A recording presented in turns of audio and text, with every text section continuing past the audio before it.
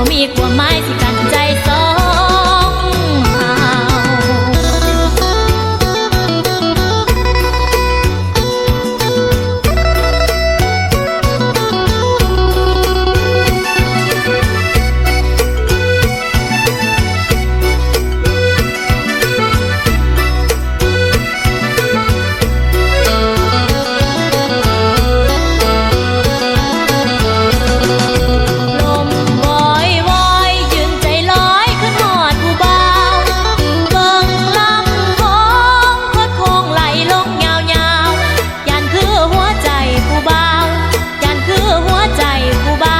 หักสาวลาวแหลกไปแง่งสาวไทย